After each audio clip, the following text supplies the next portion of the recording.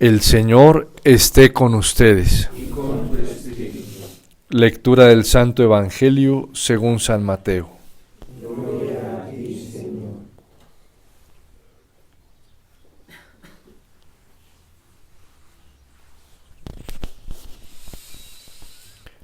En aquel tiempo Jesús estaba hablando a la muchedumbre, cuando su madre y sus parientes se acercaron y trataban de hablar con él.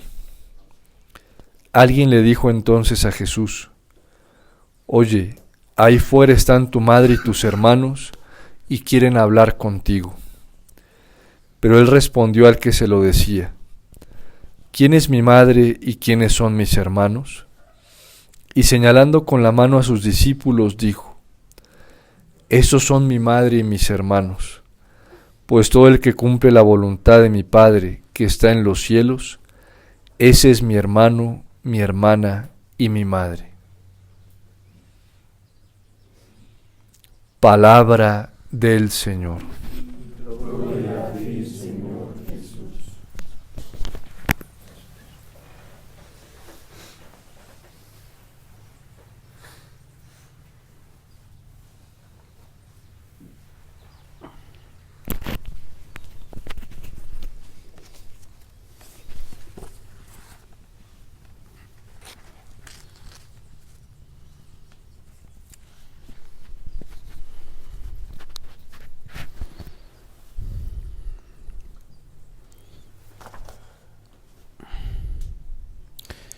El Señor tomará nuevamente a Judá como su propiedad personal en la Tierra Santa, y Jerusalén volverá a ser la ciudad elegida.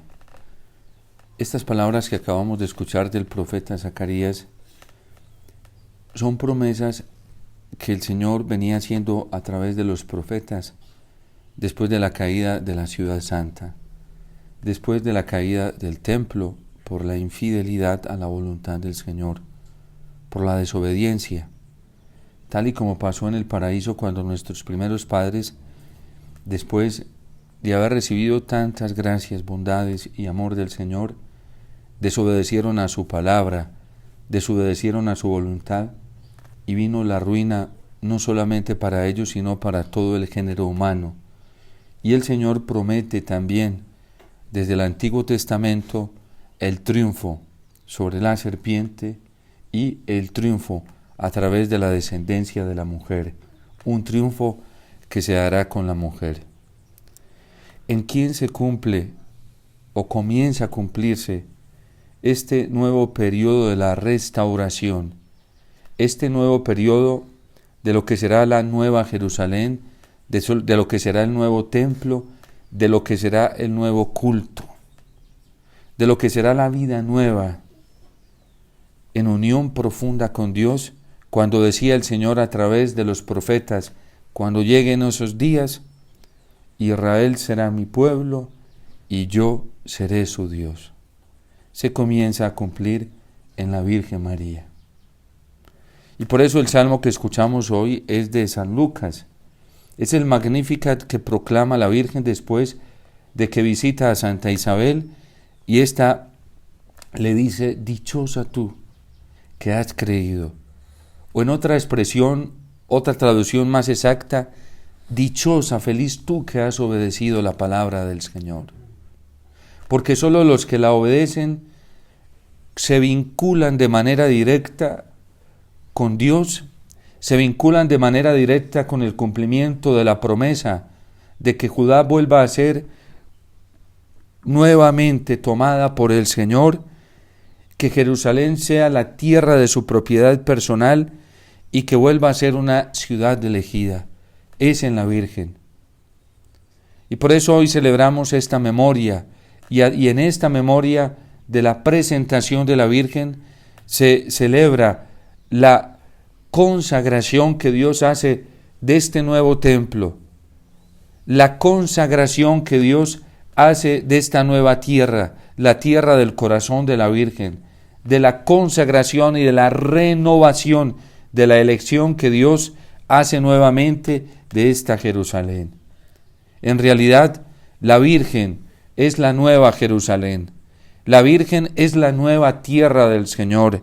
La Virgen es esta ciudad de Judá que se toma, o este reino de Judá que es tomado completamente por el Señor.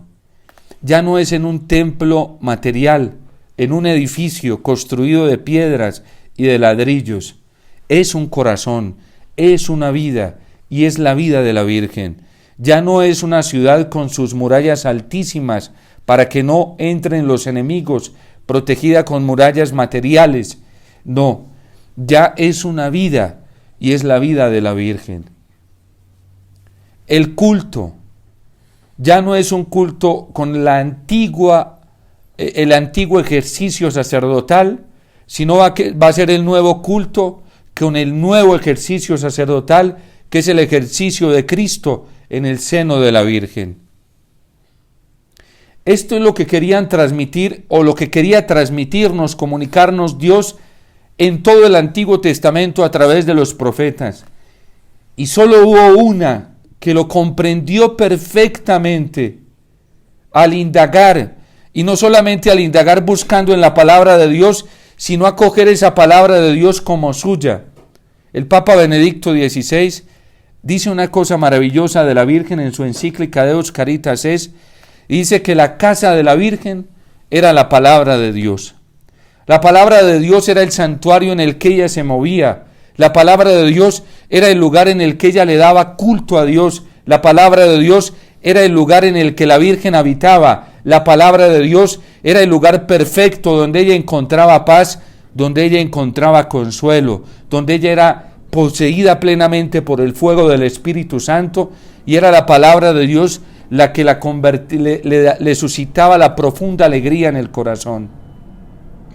Ya no es un culto al estilo antiguo, porque bien nos lo expresa la carta a los Hebreos, retomando el Salmo 39, cuando aplicándole aquellas palabras a Cristo: desde la eternidad no quisiste sacrificio ni ofrendas, porque Dios ya estaba hastiado de los sacrificios antiguos, de los ritos antiguos. Dios ya no quería escuchar las plegarias que el pueblo le dirigía, porque eran plegarias manchadas de mentira, plegarias manchadas de corrupción, plegarias untadas y contagiadas por corazones celosos, corazones envidiosos, plegarias que se elevaban al cielo, que se suscitaban de corazones que amaban el mundo, que amaban la corrupción del mundo, que les interesaba el poder mundano, que les gustaba el dinero, que les gustaba la lujuria, corazones viciados por otros intereses. Y a través de los profetas el Señor había dicho: no quiero esos sacrificios, no quiero esas plegarias, no quiero esas recitaciones, no quiero esos rituales, me aborrecen sus rituales. Se lo dijo a la casa de Israel. Y por eso el Señor se fue preparando poco a poco en un corazón como el de la Santísima Virgen María el verdadero culto que Él quería, la obediencia. Y la obediencia a su palabra. No quisiste sacrificio ni ofrenda, y en cambio me abriste el oído, y yo dije: aquí estoy, como está escrito en el libro, para hacer tu voluntad. Parecido a lo que está pasando hoy en nuestra iglesia. El Papa Benedicto XVI, en un Via Crucis profundísimo y bellísimo, en el año 2005, advirtió de cómo la iglesia hoy estaba sucia en muchos de sus miembros, manchada en muchos de sus bautizados, y cómo muchos ritos hoy, y hablamos de los ritos de la liturgia, estaban vacíos de espíritu, vacíos de fidelidad al Señor. En el año 2010, cuando visitó Fátima, habló claramente y habló de la suciedad que había en la iglesia, y sobre todo de la suciedad de muchos de nosotros los ministros, sacerdotes, consagrados, religiosos, religiosas.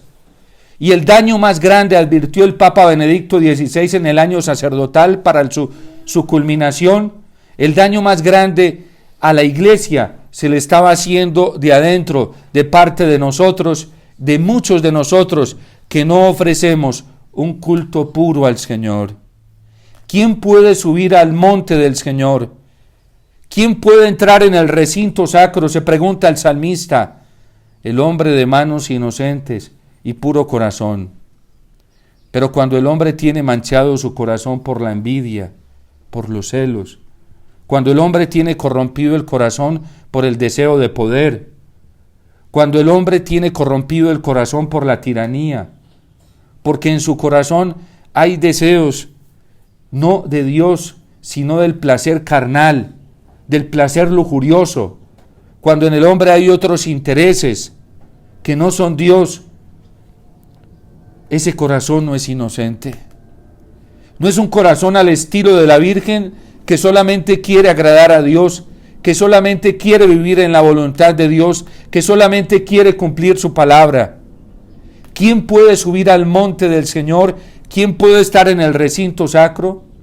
Hoy, cuando dentro de la iglesia a muchos de nosotros, los sacerdotes y pastores, nos interesa el poder, competimos por el poder, nos interesa aparecer, nos interesa buscar el ejercicio de la autoridad y del autoritarismo, del dominio, porque creemos que las obras del Señor son nuestras, porque creemos que las obras del Señor dependen de nosotros, porque creemos que las obras del Señor necesitan de nosotros. Esos corazones así no son corazones que están revestidos de la inocencia, porque la inocencia verdadera sabe que todo depende de Dios y que solamente Él es el único que lleva a buen término sus obras. Nosotros, ninguno de nosotros es indispensable en la obra de salvación. Gracias a Dios. Otra cosa es que el Señor, en su infinita misericordia, en su infinito amor, quiso hacernos partícipes de su obra salvífica. Eso es otra cosa muy diferente. Ninguno de nosotros es fundamental en la obra de salvación. Y con o sin nosotros, Dios va a llevar a cabo su obra salvífica. Con o sin nosotros, Dios va a llevar a cabo la santificación de la iglesia.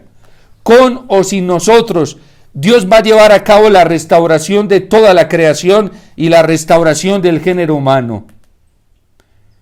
Y Dios quiso que le ayudáramos en esa obra, no porque ninguno de nosotros sea indispensable.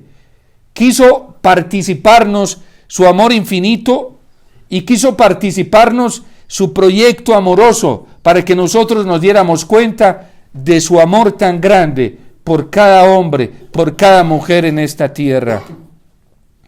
Pero cuando nosotros comenzamos a creer indispensables, cuando por ejemplo dentro de la iglesia hay bautizados que creen que son indispensables para que la obra de salvación se realice, ya se pierde la inocencia del corazón y ya no se comienza a caminar en la voluntad del Señor. Cuando incluso nosotros caemos en el error y en la mentira de alabar las obras humanas y de glorificar a los humanos, cuando las alabanzas y las glorias son solamente para el Señor. La Virgen, cuando es felicitada por Isabel, no dice: alaba mi alma la grandeza de ti, Isabel, bendita seas tú, Isabel, alabada seas tú, Isabel. No cae en la mentira y en el error que caemos muchos de nosotros, que nos estamos postrando delante de los hombres, creyendo que la obra, la acción salvífica es de los hombres. Nosotros no necesitamos de nadie más que del Señor y de su grandeza, y por eso la Virgen inmediatamente, en esa humildad, en la verdad que la caracteriza, porque es la verdadera humildad, el humilde es el que inmediatamente sale corriendo a glorificar al Señor. El verdadero humilde, el sencillo de corazón, el pobre de corazón, va y se postra a los pies de Jesús Eucaristía para alabarlo y glorificarlo a Él. Va y le rinde el culto del corazón a Jesús Eucaristía y no se detiene a alabar, a alardear a los hombres, simulando en el camino de la mentira y el error, que es pura idolatría. La Virgen culmina, después de lo que le dice Santa Isabel: proclama mi alma la grandeza del Señor. Una vez me impactó esto que escuché de alguien que estuvo en una manifestación mariana. La Virgen se manifestó y alguien le dice, Virgencita, qué hermosa eres.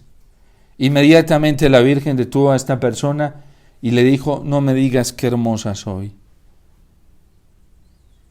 Ella con su ternura, su nobleza, lo oculta que es ella, lo delicada, no me digas qué hermosa soy. Dime qué hermosa me ha hecho Dios. Nosotros somos tontos y la ceguera estúpida nos tiene ciegos dentro de la iglesia. ¿Cómo es posible que hayan católicos que apostaten de esa manera de la grandeza del Señor, de su gloria, de su omnipotencia, que para rendirle culto a los hombres, allí están, de noche y de día? ¿Cómo es posible que haya católicos cristianos bautizados tan tontos hoy en la iglesia y tan ciegos que se rindan delante del hombre a darle la alabanza que le pertenece solamente a Dios, a los hombres, profanando la gloria del Señor, profanando su santidad, profanando su omnipotencia, como si a nosotros nos hubiera salvado el hombre, como si por nosotros la sangre la hubiera derramado el hombre? La derramó nuestro Señor Jesucristo unido a una naturaleza divina. ¡Qué estupidez tan grande dentro de la iglesia! ¡Qué tontos somos! ¡Qué ciegos! ¡Qué estúpidos! Que no somos capaces de rendirnos delante del Señor. Y lo hago evocando aquellas palabras del libro de la sabiduría. Tontos que no reconocieron la gloria del Señor, su majestad y su amor en la belleza de las criaturas. Lo hago evocando a San Pablo en el capítulo 1 y 2 de la carta a los romanos. Ellos no están eximidos de culpa porque no quisieron reconocer en la belleza de las criaturas al Creador. Hoy es doloroso y vergonzoso en lo que estamos cayendo dentro de la iglesia. Muchos de nosotros, como lo dice Cristo en el capítulo 5 del Evangelio de San Juan, ustedes no creen en mí, porque si creyeran en mí, no se estuvieran dando gloria los unos a los otros.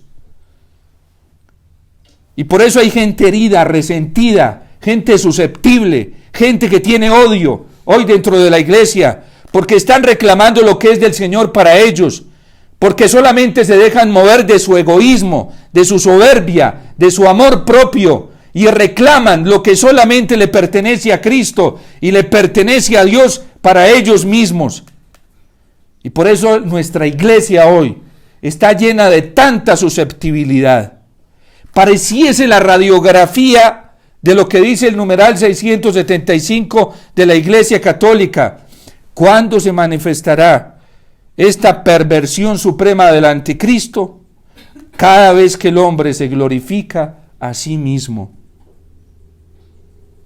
Por eso en la iglesia los católicos y cristianos no aceptamos la corrección. Y la gente se hiere por eso. Deberíamos saltar de alegría cuando alguien viene con un amor auténtico y nos corrige para que terminemos más postrados delante del Señor. No aquellas correcciones de egoístas, de gente que piensa solo en sí mismo, que corrigen para que nosotros terminemos postrados a sus pies y no a los pies del Señor. Porque hay gente que anda pendiente hoy dentro de la iglesia de la caída del hermano para ir a manipularlo y explotarlo, para tenerlo de cuenta de él o de ella y no de Dios. Esas correcciones no se pueden aceptar, esas correcciones no se pueden tolerar, porque solamente responderían a la egolatría del amor propio de un hombre que se glorifica a sí mismo y que quiere profanar la gloria de Dios y que quiere usurpar la santidad de Dios y que busca usurpar la omnipotencia de Dios. No podemos caer en eso. Tenemos que aprender el ejemplo de la Virgen, su humildad en la verdad. Proclama mi alma la grandeza del Señor. Ella no fue a postrarse a los pies de Santa Isabel. Fue a postrarse a los pies de Cristo, de nuestro Señor, a quien llevaba en su seno, porque ella sabía quién llevaba en su seno. ¿Cómo es posible que hoy nos estemos apartando tanto el corazón de la Eucaristía? Tanto para ir a entregárselo a los hombres. Hace unos días el Papa Francisco, en un encuentro que tuvo con sacerdotes, dijo: ustedes, padres, van a aprender a amar a los fieles si están mucho tiempo en el sagrario. Porque de resto es un amor falso, es un amor explotador, es un amor posesivo, es un amor desordenado. Y hay gente que se entrega así en la iglesia, pero porque busca tener algo a cambio. Y vaya a ver que tú recibas de una persona algo y no le respondas con lo que él quiere o ella quiere, para que tengas un resentido ahí, para que tengas un herido. Porque eso es un amor de mercenario, un amor que espera su paga. Por eso hay gente dentro de la Iglesia Católica que trabaja y evangeliza, pero para ellos mismos, para sus grupos, y no para Cristo, y no para la Iglesia. Y hay comunidades así dentro de la Iglesia. ¿Acaso los talentos que nos dieron y los dones que nos dieron son propiedad nuestra? Uno no le debe la vida de gracia a nadie más que a Cristo, a nadie más que al Señor. Y por eso esta tierra que el Señor se preparó y se eligió, es una tierra que lo glorifica a Él, que donde se puede mover ampliamente en toda su gloria, como lo es el corazón de la Virgen, porque ella no se roba nada de lo que es de Dios, no se lo roba para sí misma y no se lo roba para los demás. Hoy estamos llamados nosotros a restaurar como la Virgen el culto a nuestro Padre Dios, por encima de lo que sea y por encima de quien sea, porque todas las criaturas, todas, incluyendo nosotros mismos, todos debemos terminar por justicia y gratitud y amor a los pies del Señor. Y la proclamación del Evangelio que nosotros debemos hacerlo para eso en la iglesia, para llevar la gente al Señor, para restaurar la santidad de Dios, para restaurar su gloria. Los matrimonios no pueden vivir más para sí mismos, tienen que vivir para el Señor. Si vivimos, vivimos para el Señor. Si morimos, morimos para el Señor. Los sacerdotes no podemos vivir nada más para nosotros mismos. Si vivimos, vivimos para el Señor. Si morimos, morimos para el Señor. La vida consagrada ya no puede vivir más para sí misma. Si vivimos, vivimos para el Señor. Si morimos, morimos para Él. Porque suya es la gloria, suyo es el imperio, suya es la eternidad. Y Él es el único Rey de los siglos. No podemos más caer en esta estupidez que vive la humanidad y que estamos viviendo muchos de nosotros. Y ahí me incluyo yo mismo, porque uno a veces entra en esa tontería de creer que se le debe a los demás. No, nosotros nos le debemos al Señor con alma, vida y corazón, con todo nuestro ser. Y no podemos ser así de tontos y seguir multiplicando esa misma tontería y esa misma ceguera. Ayer con Bartimeo la iglesia le suplicaba al Señor que vea, Señor, que vea. Y por eso Bartimeo termina glorificando al Señor, no glorificando al hombre. Rechacemos todo ese culto de idolatría a la criatura. Rechacémoslo con todo nuestro corazón y no nos prestemos para eso. Que la gloria de Dios tiene que ser restaurada, como fue restaurada en el corazón de la Virgen. Proclama mi alma la grandeza del Señor. Se alegra mi espíritu, no en las alabanzas de Isabel, en Dios mi Salvador. ¿Cuál es el motivo de la alegría de tu corazón? Los afectos humanos, los reconocimientos humanos. Qué pesar que no sea el amor de Dios. Qué pesar que tengan que ser las estimas humanas. Qué pesar de ti. Qué pesar, qué pobreza tan grande. ¿En qué va a terminar tu vida? ¿En los brazos de los hombres? ¿En los afectos de los hombres? ¿En las palabras bonitas y altisonantes que te puedan decir las criaturas? Qué pesar. ¡Qué pesar! Se alegra mi espíritu en Dios mi Salvador. ¿De verdad la Eucaristía es el motivo de nuestra alegría? ¿De verdad la Eucaristía es el motivo de nuestro descanso? ¿De verdad la Eucaristía es el motivo de nuestra alabanza? ¿O si me felicitan? No, Padre, es que la gente tiene que saber que yo existo. Es que me estoy muriendo, Padre, de desamor. Que alguien se dé cuenta que yo existo, que yo hago las cosas. Dios se está dando cuenta. Es que así de ciego estás, que no te das cuenta que Dios te ve desde el cielo y que te ve en cada momento. No, Padre, pero yo necesito algo tangible, algo pragmático. ¿De quién estamos esperando nosotros todo? ¿No es suficiente la manifestación del amor de Dios en la Eucaristía? Es que somos así tan superficiales que calculamos la relación de Dios con nosotros por lo tangible y cuantitativo.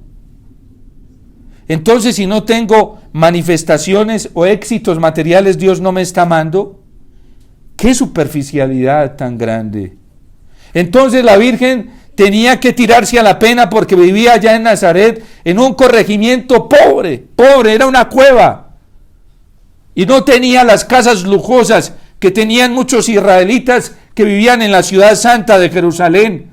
Pobre de la Virgen, pobre de su autoestima, pero menos mal, ella no dependía de esas cosas, dependía del amor del Señor, de su palabra, tenía lo más grande, porque se había quedado con la mejor parte que no le sería quitada. Se quedó con la palabra del Señor. Ella no era como tantos hoy en el mundo y dentro de la iglesia, que andan compitiendo por poder, por éxitos humanos, que andan compitiendo por notoriedad. No, la Virgen vivía del Señor, vivía de su palabra, vivía en el corazón la presencia de Dios, le bastaba a Dios, le era suficiente Dios. Y así vivía San José. Pobres de aquellos que incluso hoy manipulan la piedad, manipulan los elementos religiosos para hacerse protagonistas. Pobres, porque ellos ya están recibiendo su paga en este mundo. Pobres de nosotros los sacerdotes, que tenemos que hacernos notorios con vestimentas litúrgicas, a ver si la gente nos ve y a ver si de pronto logramos un aplauso o una palabra de afecto, de cariño de alguien. Pobres de aquellos sacerdotes que nos hemos entregado a esperar el afecto mundano. Pobres, porque en este mundo sí recibiremos nuestra paga si nos comportamos así. ¿Y en la otra vida qué? La Virgen en el silencio vivía en la alegría de Dios, porque cada palabra de Dios en su corazón era preciosa para ella, era suficiente para vivir, no necesitaba de nada más. No necesitaba de nada más. Este mundo esta humanidad se está quedando cada vez más pobre, tan pobre que lo único que está haciendo es cuidar bienes materiales, tan pobre, tan miserable, que lo único que hace es cuidar la plata. Y así hay muchos católicos, qué pesar, porque ellos ya tienen su paga y por eso se venden tan fácilmente. Su casa no es la palabra de Dios. El motivo de la alegría de su corazón no es la palabra de Dios. Son esos cuantos pesos que cuidan. Son esas cuantas cosas materiales que cuidan. Pobres de ellos. Esclavos. Solo esclavos. Y solamente esclavos. No, Padre, esto es del Señor. Eso sí, Padre, pues a mí me toca cuidar esto hasta con la vida. Y si me toca entregar, no, la vida la tienes que entregar por el Señor. Job. Llegaron uno tras otro a decirle que había perdido casa, que se habían robado todo lo que tenían sus animales y que habían matado a sus siervos y que se había quedado sin nada. Pobres, porque se los van a quitar. Es mejor entregarlo para que no lo quiten, porque cuando no lo entregamos y nos lo quita, vienen las pataletas. Vienen las pataletas. ¿Qué estamos cuidando nosotros? ¿El tesoro más grande que es el reino de los cielos? ¿O estamos cuidando la corrupción y el moho que se pierde. Uno se muere, le decían a uno los abuelos, mi hijito, uno se muere y no se lleva nada. ¿Para qué apegarse a las cosas? Yo tuve unos abuelos ejemplares que en realidad no se apegaban a nada. No se apegaban a nada. Es que uno se muere, mijito. ¿Y qué se lleva a uno, mijito? Y por eso morían en paz, tranquilos, porque no estaban apegados a lo mundano. La Virgen nos enseña eso. Por eso esta profecía de Zacarías, tan bella, tomará nuevamente a Judá como propiedad personal, que es su tierra, y volverá a elegir a Jerusalén. Sigamos el ejemplo de la Virgen, que cumple siempre en todo la voluntad de Dios. No todo el que me diga Señor, Señor, entrará al reino de los cielos. Señor, en tu nombre predicamos, hicimos milagros, se liberaron tantas personas. No los conozco. ¿Quiénes son mis amigos? Señor, éramos amigos tuyos, íbamos a misa, Señor, y celebrábamos la Eucaristía. No los conozco, porque solamente podrá clasificar para el reino de los cielos quien haya obedecido a la voluntad del Padre. Quien no obedezca la palabra de Dios y la voluntad de Dios, esto no es decreto mío, es decreto del Señor, hoy lo dice. ¿Quién es mi madre y mis hermanos? Los que escuchan la palabra de Dios y la cumplen. ¿Qué nos dice el Evangelio? Que no todo el que diga el Señor, Señor, entrará al reino de los cielos. Que no todo el que se vista de apariencia católica, porque uno lleve un clériman, porque lleve un hábito, porque se ponga un ornamento, porque tenga una camiseta de la Virgen, o un rosario, o una medalla, se va a salvar. Menos mal, San Luis María Griñón de Montfort, en el Tratado de la Verdadera Devoción, es bien claro en decir quiénes son los auténticos devotos a la Virgen y cuáles son los falsos. Y San Luis María Griñón de Montfort dice en el tratado que hay muchos que les gusta aludirse de consagrados y de apóstoles de la Virgen, y solo están llenos de corrupción en su corazón, porque son pura apariencia. Y él lo advierte, no es una medalla, no es una cadena, no es un rosario, es que hay que llevar tatuados los nombres de Jesús y de María en el corazón, por el cumplimiento de la palabra de Dios. ¿Cuáles son esos apóstoles de los últimos tiempos? Los que han hecho de Cristo su deleite, su vida, su gran tesoro. No los que salen con fanfarronerías por ahí, de amor a Cristo, y por allá, detrás, lo niegan, cuando llega la tentación, y se abrazan con el pecado, y se enmaridan con el pecado, y hasta lo defienden, y dicen, no, Dios permite eso, Dios lo tolera, eso está permitido, el mal menor está permitido, a Dios le gusta. Esos no son devotos reales, esos son falsos, son hipócritas, porque esos no quieren cumplir la voluntad del Señor, pero le ponen cargas pesadas a la gente para que las cumpla, al estilo de los fariseos. Ese espíritu fariseo no ha muerto, está vivo hoy dentro de la iglesia. Ese espíritu hipócrita no ha muerto, está vivo dentro de la iglesia. Y por eso a nosotros nos va a salvar solamente la obediencia a la voluntad del Señor. La carta a los Hebreos es muy clara, y el magisterio de la iglesia, el catecismo, nos lo recuerda, así bien claramente, que lo que nos trajo la justificación y la salvación fue la obediencia de Cristo a la voluntad del Padre, porque Cristo en su naturaleza humana nunca dijo que el mal estaba permitido, y nunca lo hizo. Hay de aquellos que han enseñado cosas falsas a la gente, hay de aquellos que se han dejado corromper el corazón y se lo han corrompido a los demás, porque Cristo en su naturaleza humana nunca hizo el mal, nunca lo promovió, nunca lo aconsejó, nunca lo toleró. ¿Cómo nos han falseado el Evangelio? Y cómo corazones corruptos que se han dejado mover por el error han corrompido el alma de muchos pobres hermanos nuestros, de unas pobres ovejas que hoy se mueven dentro del miedo y la angustia y no saben por dónde coger. ¿Qué vamos a hacer nosotros? Tenemos que volver al Señor para que se restaure su santidad y su gloria, porque el mal nunca hace parte de la santidad de Dios, nunca ha hecho parte de su gloria y de su amor. ¿Cómo es posible que hoy la gente esté más sometida al pecado? Miren lo que hizo tan nefasto eso en Colombia.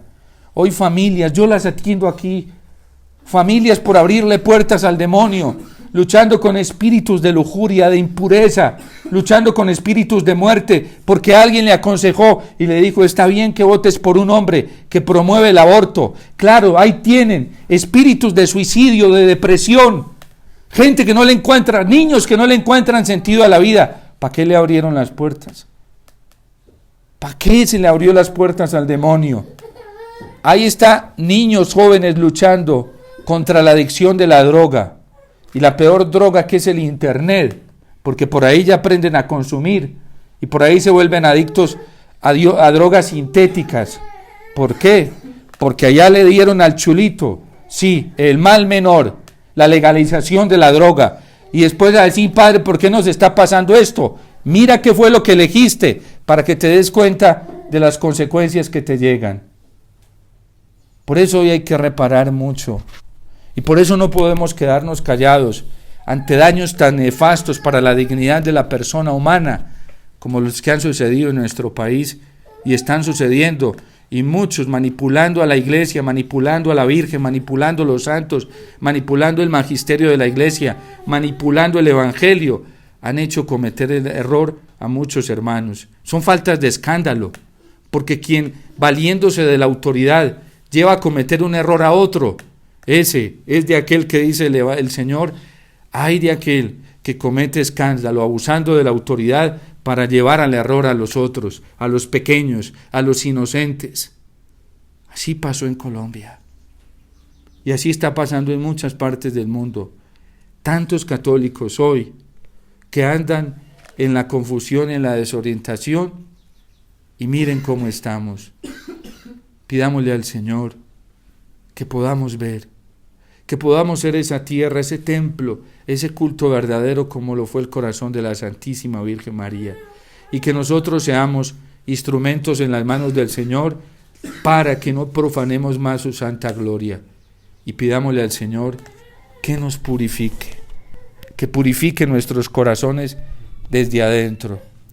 Dios te salve María, llena eres de gracia, el Señor es contigo, bendita tú eres entre todas las mujeres, y bendito es el fruto de tu vientre, Jesús. Santa María, Madre de Dios, ruega por nosotros pecadores, ahora y en la hora de nuestra muerte. Amén.